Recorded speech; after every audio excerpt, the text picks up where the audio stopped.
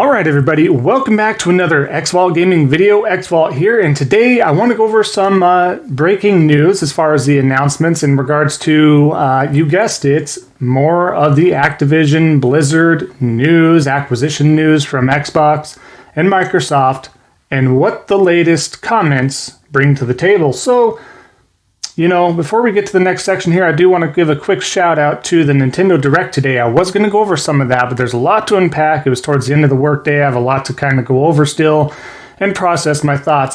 From what I've seen and what I heard, it's a really good Direct. But without further ado, let's go ahead and jump to it.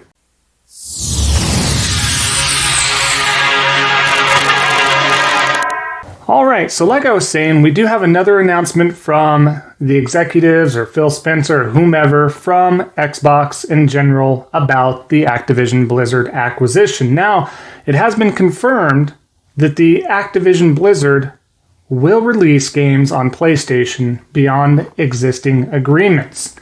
So I'm going to go over the quote here. I'll put this up on the screen so you can kind of follow along here. But to be clear, Microsoft will continue to make Call of Duty and other popular Activision titles available on PlayStation through the term of any existing agreement with Activision.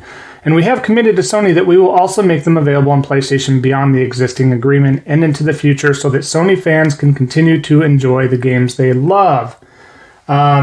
So they go on to quote, like, we are also interested in taking similar steps to support Nintendo's successful platform. We believe this is the right thing for the industry, for gamers, and for our business. So they go on to go about that. But what this boils down to, ladies and gentlemen, is the fact that you sell more software copies elsewhere or throughout the entire industry or the other ecosystems, you're going to make more money. I called this from day one. A lot of folks were actually against what I had to say, said I was crazy. Microsoft spent $70 billion on Activision Blizzard. You think they're going to let that go and walk and not be exclusive to the Xbox ecosystem of Game Pass only or Microsoft and PC platforms only? Yeah. Call of Duty is way too big. Call of Duty alone is way too big to keep exclusive or in a specific ecosystem. That said, you're going to make a lot more money making this multi-plat to get that money back. Now, they can change this at any given time. Don't get me wrong. They're going to play nice, and they're going to play nice as long as they want to make that money. If something changes or they get enough money, or something doesn't go their way, or Sony isn't being, or Nintendo isn't being as frugal with their properties, that might have already been pre-existing multi-plat, like, let's say, Destiny here, for example, and we'll get to that in a moment, then, yeah, they can turn around and say, you know what, we're locking that to our ecosystem. We have the power to do it. We're going to do it. We're okay financially. Yes, we would make more money making this multi-plat, but due to the circumstances, we're going to hold this down to our ecosystem alone.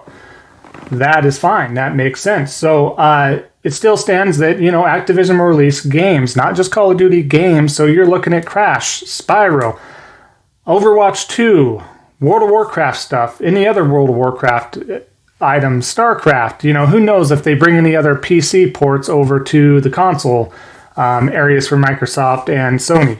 We'll see what happens there and what Microsoft tends to do with it. So at this point, I think that's good. It's exciting if you're not a main preferred player of the Xbox ecosystem, for the fact that Microsoft can now, if they want to, bring World of Warcraft over to consoles possibly, because we've had so much success with Final Fantasy XIV being on the PlayStation console and showing that it can work well being mapped to a controller. It really can. I think being an avid player of World of Warcraft for many years, I know it could work well on a console, even though a lot of PC peeps or veterans of Warcraft would probably think otherwise. But again, I implore you to check out Final Fantasy XIV on a console. It will work out just fine. I had a blast. It worked super well. Did my role, did my raids. You have just as many abilities in there. Granted, you're not going to probably have the mods and stuff if you use mods, but it can really be done. And enjoyably so. So I'm not going to keep going on that tangent, but the fact of the matter is a lot of Xbox fanboys are having lost their mind on social media, especially on Twitter, losing their mind over this because they thought for sure that this is going to be an exclusive content sort of thing with Activision Blizzard. So, buying a company for $70 billion, and they did it with Bethesda, right? They did say Starfield, Elder Scrolls 6, and a few others are going to be, Outer Worlds 2, are going to be Xbox ecosystem exclusive. So Xbox console and PC, Game Pass, all that. Which makes sense. They have to have some exclusivity for your ecosystem. You have to have a reason for people to jump to your ecosystem, not just Game Pass. Game Pass can be played anywhere.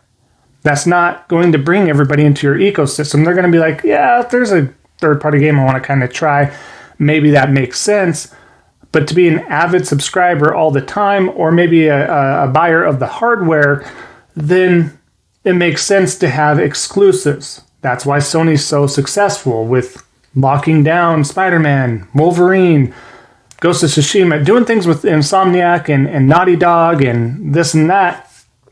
They have a lot of opportunity there to say, yeah, we're going to have a lot of multi-plat games, but we're going to have some fine dining, some fine cuisine over on our side as well.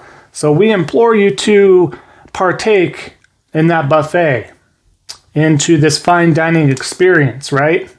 So that's how I kind of break that down. So Microsoft needs to kind of do the same thing, and hopefully they can grow and get their content and everything, because as of right now, but still for me personally, there's nothing that's like, I have to go over there and play such and such and such and such. It's just, there's nothing pulling me personally over there.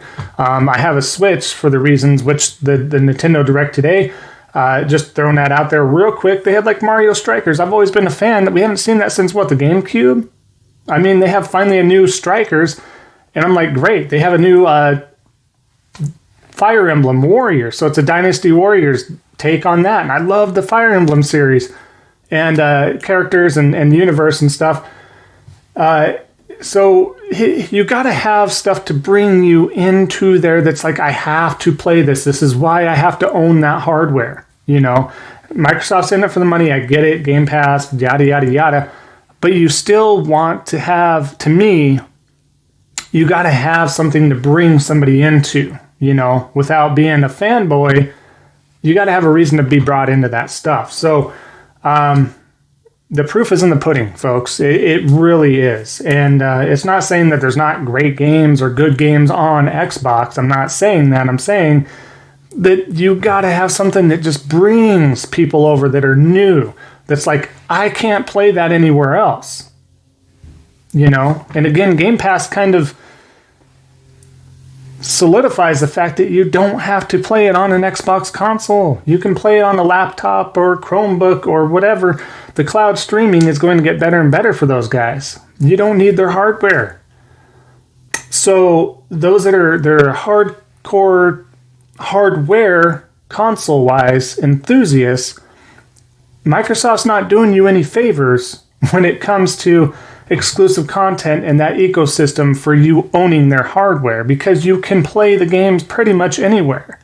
That's the difference there. But another takeaway I want to bring up real quick is just the fact that some of the industry insiders on social media, quote insiders, are claiming that, yeah, Sony knew about this Activision deal well beforehand, because it does take time, especially the bigger the acquisition, the more time it takes. They have, more than likely insiders or somebody that heard or things that leak out, and they know. So a lot of them are saying that, yes, they did also, not only for the online infrastructure and live service games and stuff is why they did the Bungie thing, but they also did it to have like, hey, play nice, and we'll play nice and keep Destiny Multi-Plat, which is what they're currently doing as well. So it's definitely an interesting take. There was some, again, insiders, social media influencers saying that they know that this is kind of the way that leaned. So if that is the case, then that makes sense. you got to have leverage, right, to kind of keep that thing going, because COD is a big moneymaker, and believe it or not, Call of Duty will make those Call of Duty enthusiasts and fanboys and fans and hardcore whatevers jump ship a little bit to another service for sure, if it's not on their preferred ecosystem anymore. That's just how that works. So Sony knows that. They're understanding of that. They, out of anything, Call of Duty is what they're primarily focused on, to make sure that does try to lend its helpings over to the Sony side of things. So that's kind of what's to be expected, right?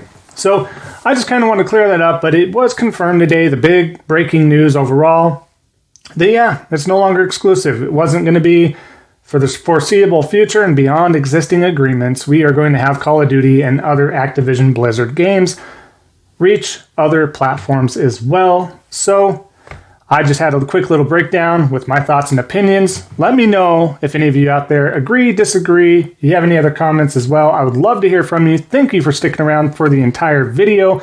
Much appreciated. We are at 221 subs out of 300. I think we're kind of stuck here at 221. So if you are new, swinging by, happen to see this, and you're not too mad at me, if you're an Xbox fan about this video and you want to subscribe to see more, or you're just new and love everything that I do, that's great too.